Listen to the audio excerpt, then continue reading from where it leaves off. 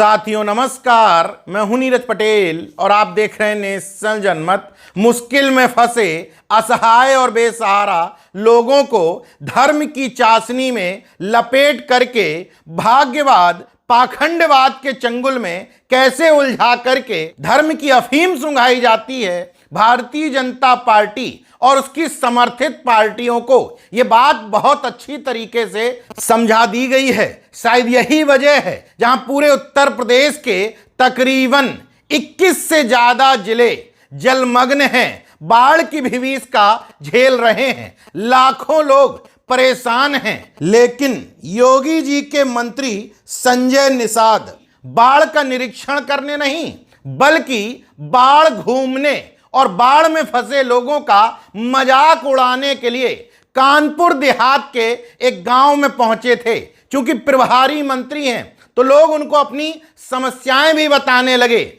समस्या सुनने की बजाय सीधा सीधा धर्म का चूरन पकड़ा दिया। गंगा मैया गंगा पुत्रों के पैर धोने आती है, आदमी सीधे स्वर्ग चला जाता है। छाती से पानी हो जाता है उस मकान तक आगे तक। गंगा मैया गंगा पुत्रों का पांव धुलने के लिए आती है। वो बात सही है। गंगा के पुत्र सीधे स्वर्ग जाते हैं, गंगा के पुत्र सीधे स्वर्ग जाते हैं। अब मंत्री जी, गंगा भले ही गंगा पुत्रों के पैर धुलने आती हो या ना आती हो, लेकिन आपके इस तरीके के बयान सत्ता के पैर धुलने के काम जरूर आ जाते हैं। क्योंकि सरकार के एजेंडे में ही पाखंडवाद, अंधविश्वास, भाग्यवाद शामिल है, ताकि अगर अपनी परेशानी कोई सरकार को बताए तो उसे बता दिया जाए ये तुम्हारे कर्मों का फल है या ईश्वर की मर्जी है। इसलिए नेशनल जनमत कहता है कि भारतीय जनता पार्टी अगर किसी पिछड़े दलित समाज के व्यक्ति को विधायक, सांसद या मंत्री की कुर्सी तक पहुंचाती है तो छांटती है कि इस जाति का सर्वश्रेष्ठ गुलाम हमारे पास कौन है। कौन वो व्यक्ति है जो सत्ता में आने के बाद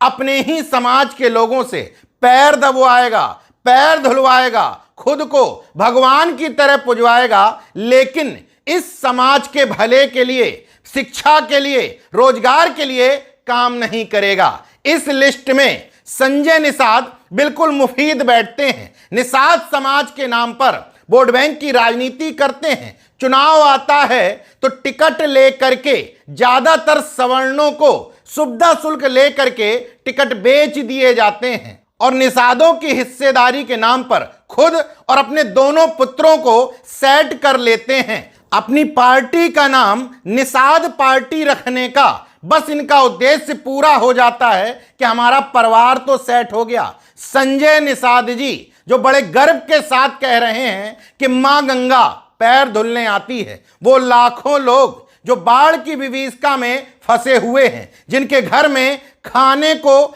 अन्न नहीं है, पीने को पानी नहीं है, लाइट नहीं है, छत नहीं है, किस तरीके से जीवन यापन कर रहे हैं, जरा उनसे जाकर के पूछो कि वो इसी धरती पर क्या नरक का सामना नहीं कर रहे हैं।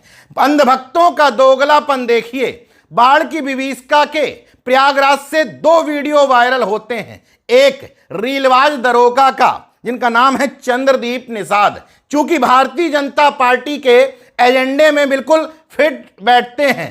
घर फूंक, तमाशा देख और रील बना वाले निषाद जी हैं, तो उनके वीडियो अंधभक्त धड़ाधड़ शेयर कर रहे हैं। लेकिन उसी प्रयागराज से तस्वीरें और वीडियो आते हैं कि एक मां और पिता मजबूरन अपने नवजात को लेकर के सिर के ऊपर ऐसे रख करके गंदे पानी से मजबूरन निकल रहे हैं, क्योंकि बच्चे की जिंदगी को बचाने का सवाल था। महज ये वीडियो नहीं बल्कि प्रयागराज के तमाम जगह से इस तरह के वीडियो सामने आ रहे हैं जो चीख चीख करके कह रहे हैं कि सरकार ने महाकुंभ के नाम पर जो 7500 करोड़ रुपए से ज्यादा खर्च होने का दावा किया था वो महज खाना पूर्ति हुई थी और महाकुंभ धर्म के नाम पर भ्रष्टाचार का अड्डा बन के रह गया था। यह मैं किस आधार पर कह रहा हूं?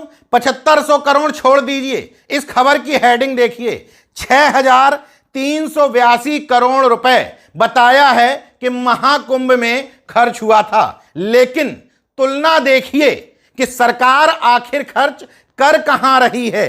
राम मंदिर, statue of unity, central Vista project, तीनों ही चीजें सीधे सीधे जनता की मूलभूत समस्याओं या जिंदगी से जुड़ी हुई नहीं है। एक में मंदिर है, एक में मूर्ति है और एक में संसद भवन का प्रोजेक्ट है। तीनों ही जगह जनता से जुड़ी नहीं है, लेकिन खबर में यह बताने की कोशिश की गई है कि इन तीनों से कई गुना ज्यादा खर्च प्रयागराज के महाकुंभ में हुआ था। मतलब मोदी और योगी सरकार मिलकर के इस देश और प्रदेश की जनता को धर्मांध और अंधभक्त बनाने के लिए किस तरीके से पानी की तरह पैसा बहा रही है, यह घटना इसका सर्वश्रेष्ठ उदाहरण है। अगर मेरी बात गलत है, मान लेते हैं कि इसी हेडिंग में सही लिखा है 6,382 करोड़ रुपए, क्या इतने हजार करोड़ रुपए में कोई ऐसी व्यवस्था नहीं की जा सकती थी कि प्रयागराज और उसके आसपास के गांवों में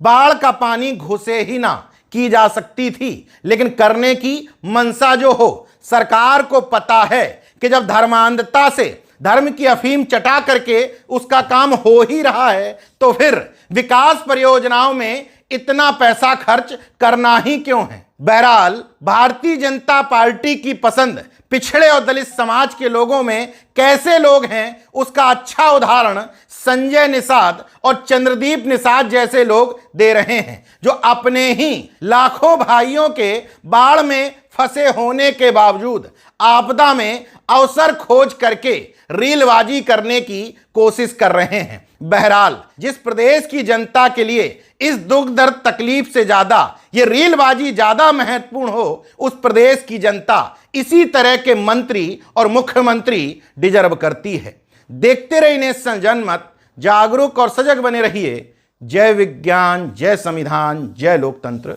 धन्यवाद।